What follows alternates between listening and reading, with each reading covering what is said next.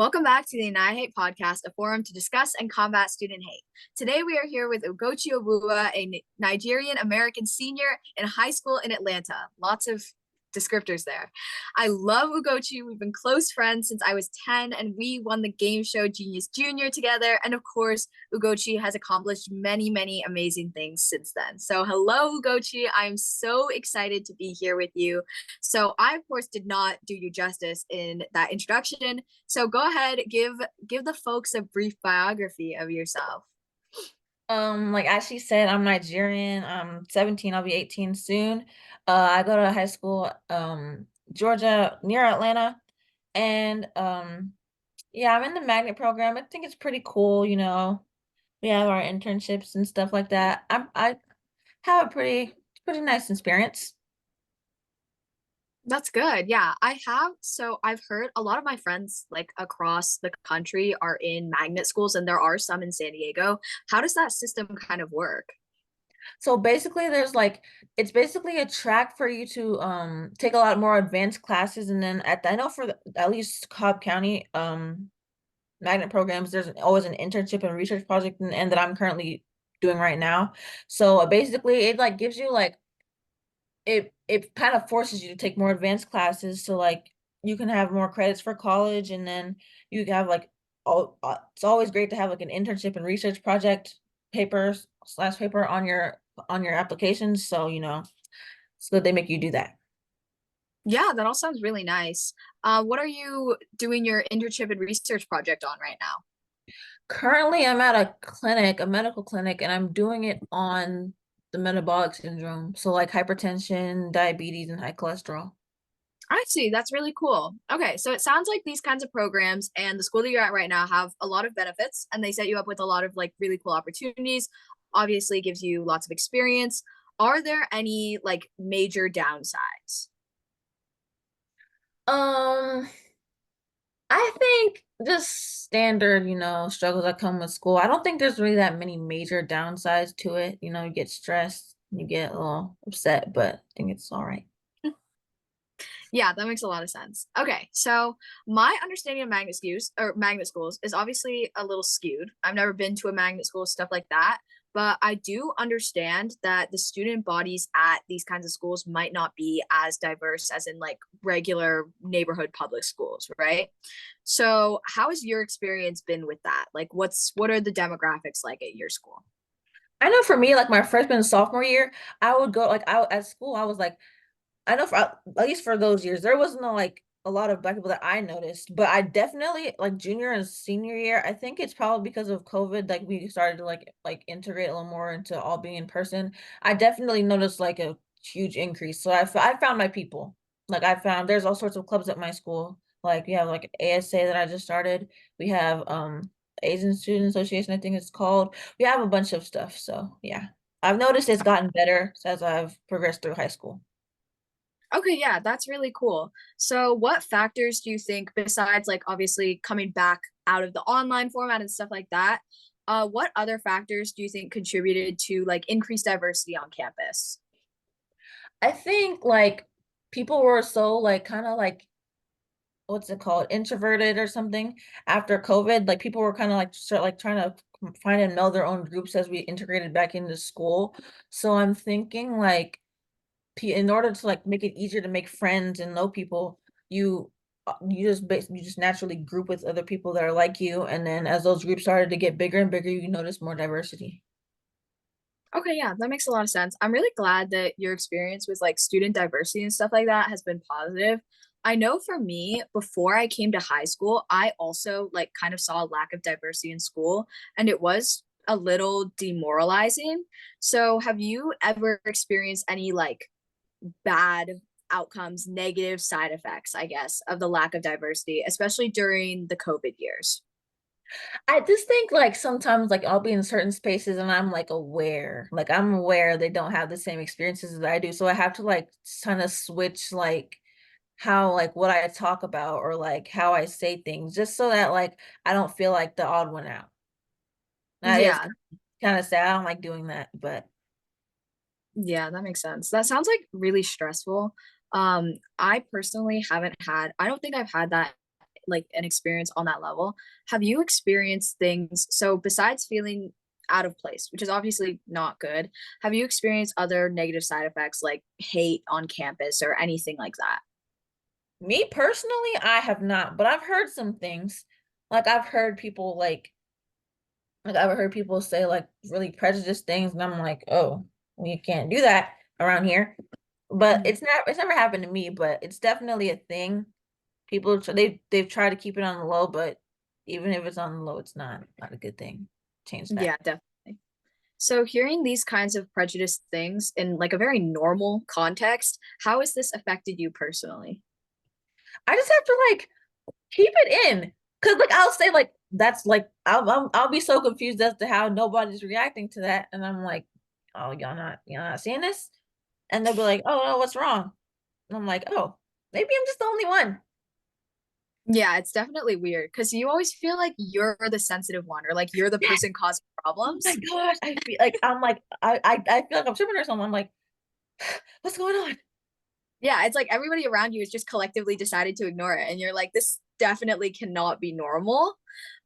So how has like the normalization of saying really strange and prejudiced things affected you personally and affected, I guess, like schools and us as a society? I think the normalization of it, I just feel like it's like it kind of contributes to like the inner like and I don't know how to describe like inner turmoil because you're like, am I just being sensitive or is that wrong? And it kind of makes you doubt yourself and it makes you kind of more accepting of like wrongful behavior when you shouldn't be. It's always bad. You shouldn't accept that ever. Kind of like makes it seem like we should assimilate instead of calling it out. I see. Yeah. It's kind of like a weird peer pressure dynamic where you feel super awkward, like calling people out for saying things that probably aren't acceptable in the first place. So, have you ever like spoken out against these, or maybe had like a friend or another person at school speak out against these, or has the general reaction been like, I'm gonna keep quiet? I think it's more of like a discussion my friends and I have within themselves because my friend group is like most people of color. So like we'll like talk amongst ourselves. But like it in the situations that you see it happen, it's not like we're like all together and no, it's always like we're like the only ones in there. So it's kind of hard to say anything. You're like, like you just retreat and you go back to your own friend group and then y'all discuss. I see. Yeah. So, sorry, my dogs are barking. I don't know what's going on. Anyway, so you talk about this like inner turmoil and stuff like that, and how usually in these like very awkward and uncomfortable situations, you just have to like, I don't know what's going on. I'm closing my door. Okay. This is something.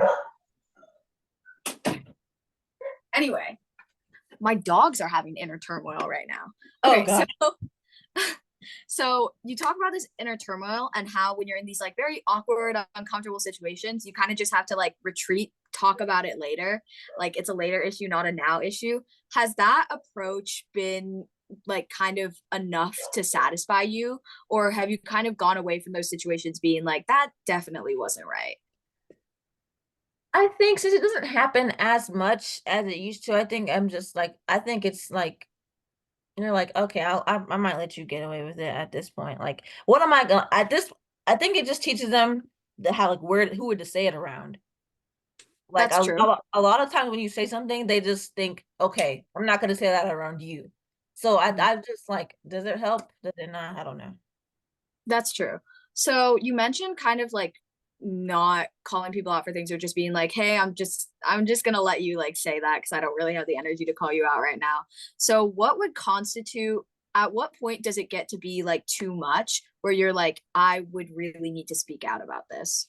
When you're like outwardly disrespectful, I'm obviously gonna say something. Me, I'm like I don't have problems. I just think it's a lot. I just think it's a lot of work sometimes. So I don't have a problem doing it when I need to. So when you're like outwardly disrespectful, I'm gonna call you out. Like if you're like saying slick stuff, like I'm like, okay. But if you're outwardly disrespectful, I'm gonna say it. Like I'm gonna like I just think you shouldn't be able to get away with that if you're like blatantly being like harmful towards people. That makes a lot of sense. Okay. So a lot of the stuff that falls under the radar, like things like microaggressions and a lot of the like tiny things that people say, how would you define this? Like, what is a microaggression and when does it become like actual aggression? I think microaggressions are like little statements that like are said purposely so that they can be like, if you construe, if you understand it in a certain way, then someone can say that you're misconstruing the situation, like, oh, you're not, that's not what I meant, that's not what I meant. And it's oftentimes, I think, accidental, like I'll see like, but ultimately it's like impact over intent. So like, Hmm. even if you didn't mean to, apologize and move on. Yeah. Like, I think they're just like, try not to say it, well, like think before you say things that you might think might be are offensive, but yeah. Yeah, I see what you mean. So what would be kind of an example of a microaggression? Maybe one that you've heard or one that like is, I guess, like more common. I've seen a lot of people, like people with like naturally curly hair, they'll say like they'll straighten their hair and obviously they'll look gorgeous with it. And people will say, oh my gosh, you look so much better. Oh, Ooh, I don't yeah. think I don't think they look wonderful, beautiful, but better with than their natural Mhm. curl texture, I think is a little bit odd. And then when you say like, oh, I this is just like something new I'm trying, they're like, oh no, I didn't mean it like that. And I get it, but like just be more mindful. Mhm. Yeah, that's a really good example. So these microaggressions, how do you think that they're generally used? Obviously, you're right, impact over intent, but do you think that microaggressions are generally used with like bad intent or with more of like an innocent intent? Think it's like a 50-50 split. Some people are just like, okay, I can get away with it if I say it like this. And some people Mhm. just don't know. I truly just think it's like a halfway. You never know. That's true. Okay. So why are microaggressions harmful? Microaggressions are really harmful because they're like, since they're not as like, what's it called? Since they're not as aggressive as like an outward disrespect, it's like when you notice it, you're like, it kind of plants a seed of doubt within you. Like we said, like, oh, am I being sensitive? Or no, that was wrong. It plants a seed of doubt within you. And like it also like kind of lets people in the room know, like, oh, so I can say this. Mhm. Like this is like nobody's gonna say anything. So it kind of like sets like a level of like, how far can I go? I see. Yeah, that makes sense. Also, I think that microaggressions give people a lot of room to like deny and be like, oh, what I was like, that was just a joke, or it's just like an observation or something like that. Yes, like, oh, I was just joking. I didn't mean it like that. Hmm. When really it was like just as hurtful. And I feel like it just opens up the door for people to not apologize when they say harmful or disrespectful things, which is obviously like not good at all. So, Mhm. would you say that microaggressions are on the same level of other kinds of hate and discrimination, like aggression? I wouldn't say they're on the same level because you know they're microaggressions, but like they're definitely up there. I don't like them all that much. Don't make me feel good. So yeah, they're up there. I wouldn't say they're like on the same caliber as like hate crimes, but Mhm. yeah. So, what do you think causes? I think that this might just be a personal experience, but in my recent years, I've noticed that microaggressions have kind of ramped up. They've become like more, this sounds like an awful thing to say, but they've become more mainstream. And I think that they've kind of normalized things like prejudice and racism and stuff like that. So, why do you think this is? Why do you think they're becoming more common? I think I think I'm gonna blame social media for it. I love social media. I'm on it all the time. But you'll see somebody say like something off, and then there'll be those devil advocates in the comments, and then they find that little intermingling of very odd behavior, and then people start to think like, oh, that's okay since it's on the internet. It's like de-individuation or something like that. Like you kind of lose yourself when you're among a group of people who kind of think like you. And so like I've seen people like say jokes and I'm like, no, no, no, like no, like don't say that. But I know I've seen it on social media before, so I know where they got it from. Like I know where they got it from, but it doesn't make it any less wrong. Yeah, that makes a lot of sense. I remember in like 2020, like this has generally been a trend on social media, but I saw it a lot on 2020 because I was online a lot in 2020. Mhm. There was this trend of like saying really messed up things and potentially racist things, and people would get mad about it. And the person who posted the racist thing would just be like, oh, it's dark humor. Like, you I don't get don't my believe in dark that. humor. I there's a line. There's a very thin line between dark humor and like just being mean and Hmm. dark humor. I don't think there's things that I don't think should be laughed at. I don't Hmm. care. I don't think there's things there's just things that shouldn't be laughed at. Dark humor is just a space for people to say whatever they want and then claim it to be a joke.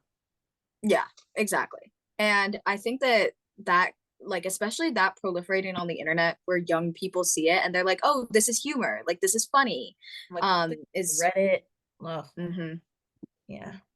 Yeah, it's really harmful. So, given these harms of the internet and how they've led to a bunch of different forms of hate, do you think that the internet has been more beneficial or harmful for stopping hate and stopping discrimination? I feel like there's been ways for the hate to become more normalized with the internet. But then again, it's way easier to spread awareness about it. So I'm kind of torn on this. Like there's so many good things you can do with it, and there's also so many bad things I can't really tell you. Yeah, that's fair. Do you think that things like cancel culture and stuff like that help check back for like racism and microaggressions on the internet or no? I think it helps to a point. There's sometimes like I feel like cancel culture has become just like a kind of like a buzzword, and then once you say it, people are like, "Oh, I'm not listening anymore." Like you're gonna cancel me if you want. Like I feel like it's definitely it's I guess it's a good umbrella term, but I think people have kind of turned it into something that it's not, and I think being held accountable is what it should actually be called.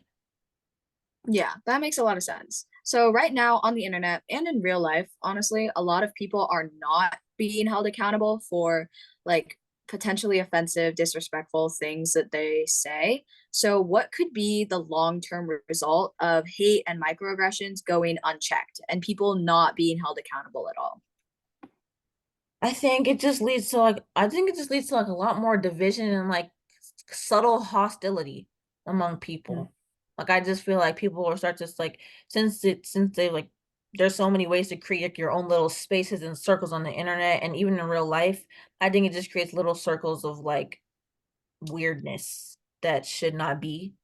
And yeah, it's like and then once those people in those little circles, there's bound to be people who are willing to do something about it, good or bad, and then things can happen. I see, yeah. So have you seen this kind of like subtle hostility and the creation of these like super specific like small groups in your academic experience or no? I don't think I've seen like there's definitely groups of people I'm wary of, but they haven't done anything, but I'm like, I'm watching you. Like I haven't heard anything, but I wouldn't be surprised if I did. That makes sense. Yeah, I also have that.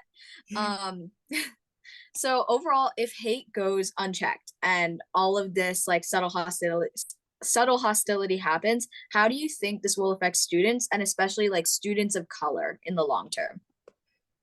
I think students of color, there's already so many things like diaspora wars, like people have different interests. So like people who already feel left out now with all this like the little murmuring in the background, I feel like they'll feel a lot more alone.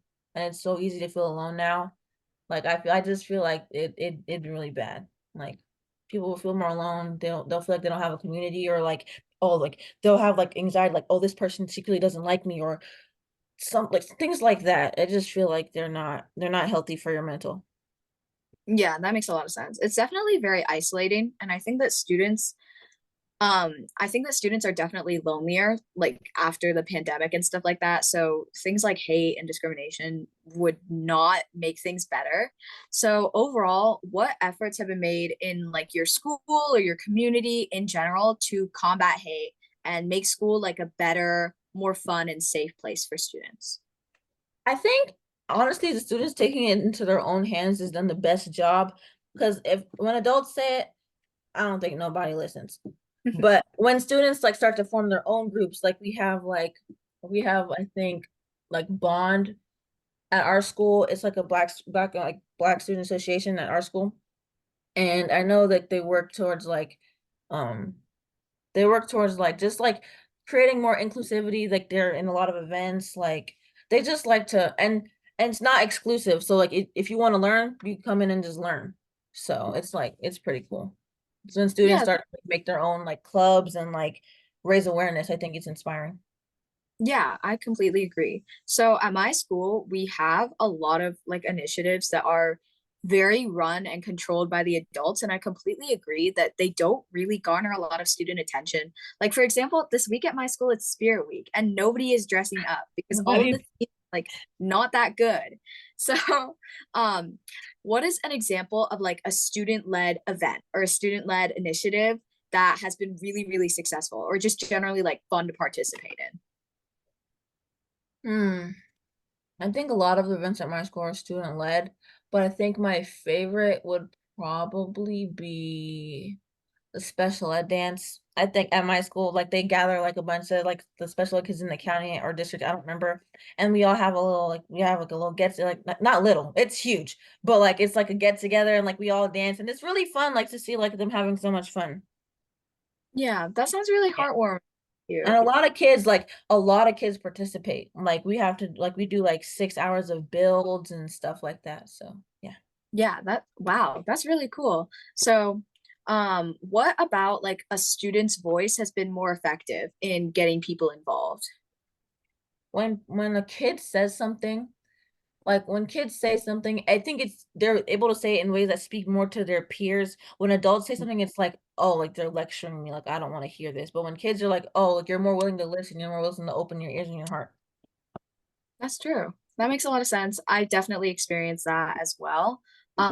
We have like at my school personally, we also have a lot of student-led initiatives, lots of like insert nationality, ethnicity, identity here, like student union. So like last year, I think the Southeast Asian Student Union had like a spicy ramen eating contest. And it was actually really Really good. fun. Yeah, like they had really high participation rates. So, how do you think students can use their voices to decrease hate and make campuses more like inclusive, diverse, and safe? I think when they stop, like, well, as like when a lot of people like they'll say like, "Oh, why do you have this club? Like, what's the difference between this club or who can come?" You can come to any club as you that you want. It's a club for a reason. You can join, not exclusive. I think if you're willing to learn, you're not gonna be there sneaking in the back. Like, I think learning and being able to like connecting fun with other cultures is the most important thing. Like, 'cause then you're like, "Oh my gosh, I love this," and then like they start to change their thinking. Yeah, that makes a lot of sense. I definitely think that that's a really good idea because a lot of the approaches that people in schools and people in general use to combat discrimination, like kind of make people feel like very defensive or very bad about themselves. Yeah. They're like, The "Oh, whole, like oh, am I a I bad person?" right, like, "Oh, I don't wanna apologize for my ancestors." I'm not asking you to do that. Nobody's asking for that, I promise. Yeah. So I think making the experience more like educational and fun is definitely a way better idea than kind of lecturing people and being like, "Oh, you're bad, like you're Yeah, racist." yes, definitely. Okay, that makes a lot of sense. So overall, what can other students and other listeners do to reduce student hate and be more conscious of their own actions? I think we should, like, as you said, talking microaggressions before, I think we should speak out against those a little more. Make sure they don't go unchecked, especially in spaces where it's, like where it's definitely a lot more people that are not who are making who would make those jokes. I feel like we should like so that they don't all get on the same level, like, oh, we can do that. I think we should speak out against those more, especially in those spaces. And yeah, just education. Yeah, that makes a lot of sense. Okay. Thank you so much for being here. It was really great. Thank you so much for doing this at like 10:30 East Coast time. You're Um, I was so happy to have you here. Yeah.